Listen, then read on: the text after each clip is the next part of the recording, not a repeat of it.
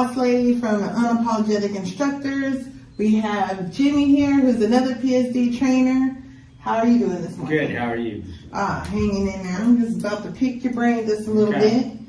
So, we just wondering how long you've been working at Prime? 15 years. Wow, that is a long time. Just flies getting on my nerves. So, why did you choose to come to Prime? They were the only ones that would take me at the time. Because I had DUIs back in the day. So how's it been so far? Obviously good. I'm good. Prime treats me great. That's I have good. no complaints whatsoever. Oh, okay. So yeah. So what made you start training then? My fleet manager at the time, Dennis, called me up and goes, Jimmy, we need you to come in and become a trainer. I said, well, I don't think I want to become a trainer. So, well, we need you to come in and get a lightweight truck then. I go, well, I guess I'm coming in to become a trainer. No, that's right. Yeah, I can't do those little trucks. I'm just like, I call them little baby trucks. I said, I can't do the baby trucks. They look at me, they're like, well, you drive the big one. I said, I can't drive that little one. No.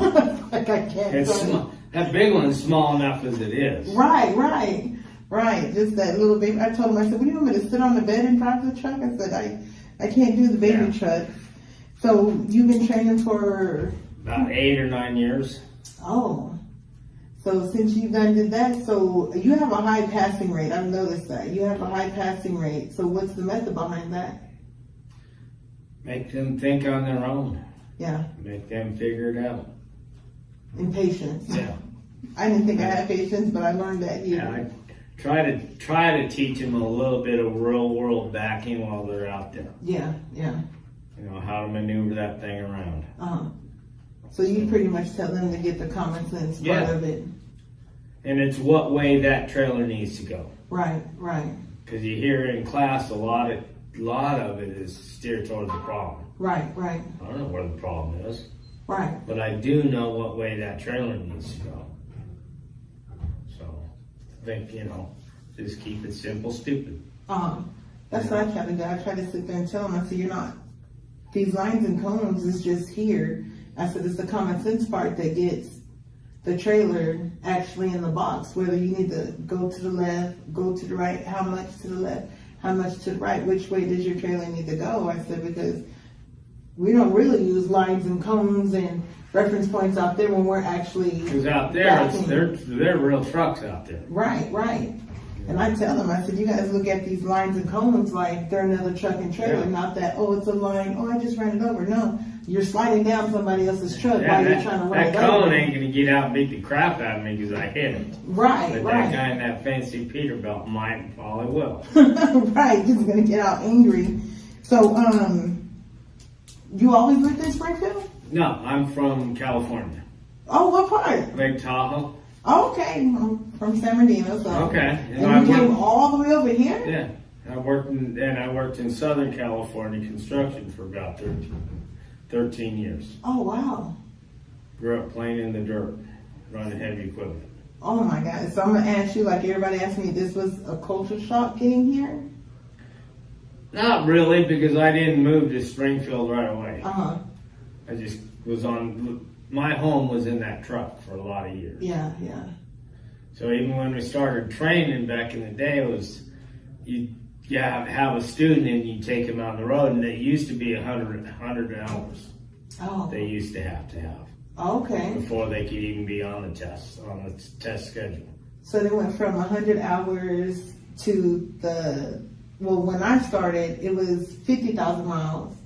Now it's 30,000. Oh no, for TNT, it was still for TNT. Yeah, it was still 30,000. But I mean, when we took our PSDs out, we had to PSD student had to have 100 hours of driving before I could even put them on the schedule. Okay. So we were out for 2 or 3 weeks. So you PSD'd and then you took that student out. No, for I TNT. never TNT. No. You team Always drive? PSD. You ever team drive? With my wife. Okay, how long you do that for? About 4 or 5 years. How did she like it? No, she loved it. She's on disability right now. So she Okay. can't drive anymore. But. So as far as you guys team driving, what are your guys' favorite places to go see? Montana was fantastic. I love it. just sort of Janet. I like the Carolinas. Maine is great, as long as you're not there in the winter. Right. Maine would be fantastic if you didn't have to go through Massachusetts and all these other just to get there. Oh.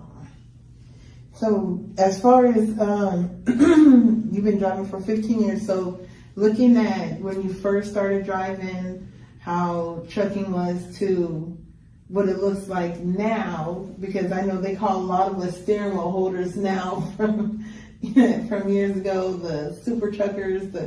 What do you think about the industry now? How, the new rules and things like that? Well, it's a lot safer, and with that automated transmission, makes it a little bit easier. Worst thing about that is we tend to get too relaxed and too reliant on that truck to save me. Right. So I'm paying attention to what I'm doing. Right.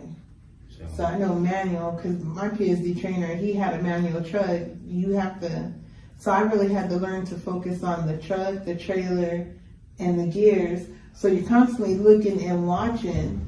So like you're saying, we do get comfortable being an automatic, so we're just driving, and a lot of people probably get complacent and resort back thinking that they're in their car and just go down the highway just nonchalant, not realizing you got that whole big old box behind you filled with a whole lot of pounds of stuff.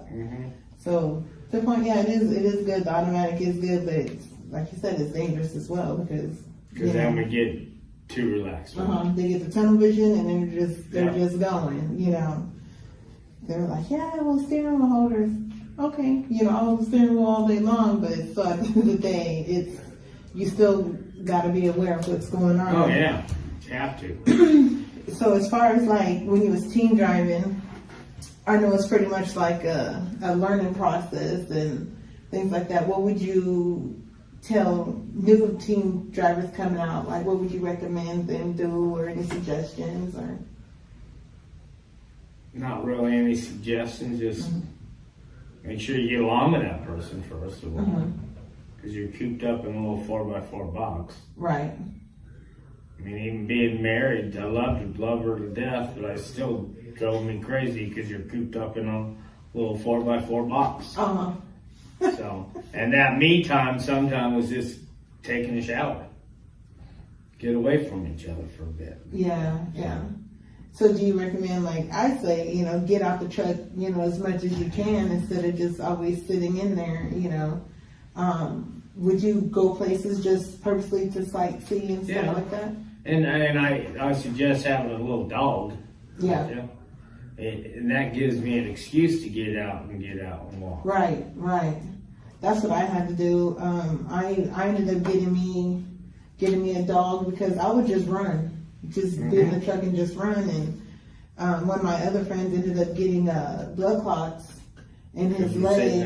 Butt all day long. And he's like, get out the truck. And I'm like, yeah, okay. No, I had to get a dog, so I have to get out. Forces me to get out of that stupid truck. Yeah, so that's a good idea. Get a pet, helps you get off the truck. So as far as, what's the pros and cons of team driving? Did you cook on your truck? Janet did, a little bit. She misses the road?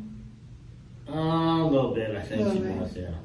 Sometimes I do. Sometimes I'm like, I'm just going to go out and I'm just like, no, I'm fine. Don't want to deal with the headache. Yeah, I've been doing this forever. I don't miss it. No, not at all? No. So I enjoy what I'm doing. Yeah. I enjoy working with the new students coming in. So I noticed you train a lot of females. I know, males too. I like to try to balance it out because too much estrogen and too much testosterone just creates a turmoil. So I try to balance it out. But how do you do it? Women are a lot easier. Are they? Oh yeah. Oh my goodness. At least that I found that way. I have no problem. Men are a pain in the butt. They got that attitude. I got this. Yeah. Okay. Women are more susceptible to learn, more wanting to learn. And I'm not saying men aren't, because they are. Yeah. But a lot of them have that attitude, I got this. You don't need to tell me how to do it. So you think because you're also a male that they're just like, oh, this guy. A lot of us like that. So yeah, it's just the reverse for me. Like, you know, dealing with guys, it just seems to come a lot easier because I guess I'm not too much. They look at me not too much of a challenge. Mm-hmm. So they're just thinking like, oh, okay, this lady, and then until I show them, yeah, this lady right here, and they're like, oh, okay. Yeah. And then the females, they, you know, if they're here to learn, they're here to learn, you know, but some, you know, they choose female only because they think, you know, I'm going to sit there and just, oh, come on, let's go turn the steering wheel. Mm-hmm. I'm going to hold your hand. And when they find out that's not what it is, then that's when it becomes kind of like an issue where we're clashing, you know what I mean? So it's just and like, that's why we got to make them think a little bit out there. Yeah. Lots of them, you know, they want me to sit there and hold their hand, and I'm like, no, because I'm not going to be here when you're out there actually And driving. nobody's going to be out there when I get out there and telling me what to do. Exactly. There's times I'm going to have to figure this all out on my own. Yeah, because I tell them, I said, we give them the answers to get it in the box and things like that. I said, but when we're out there, we don't have the answers. We got to come up with game plans. We got to come up with ideas on how we're going to get from here to here, you know. So when that clicks in, they're like, oh.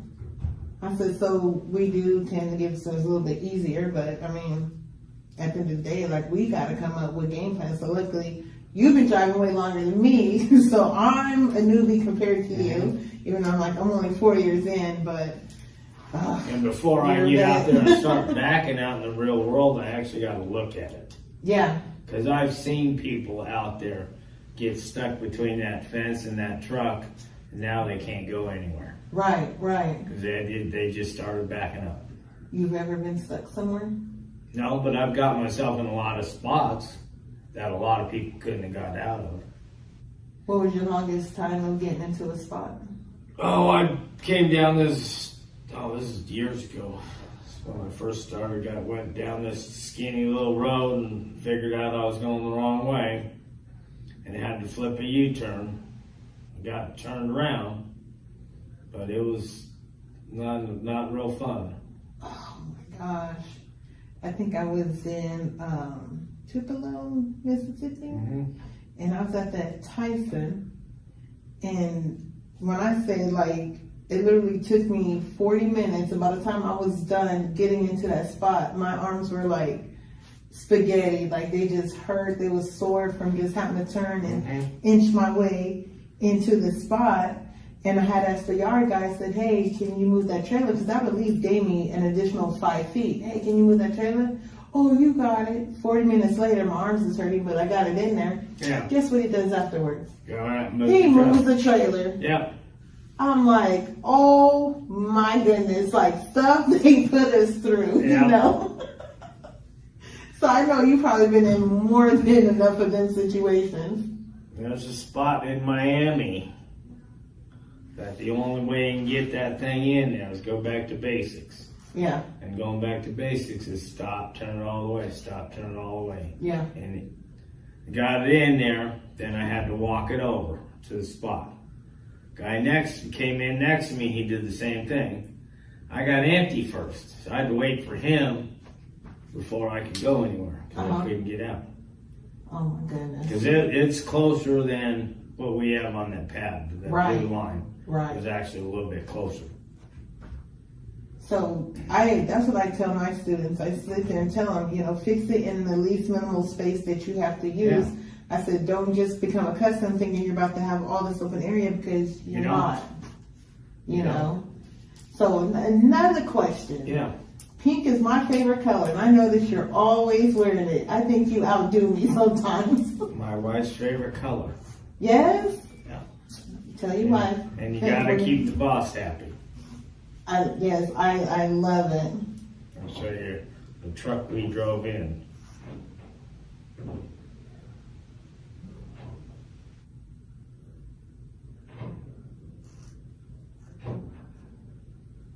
Yeah, I think you outdo me when it comes to pink. I don't.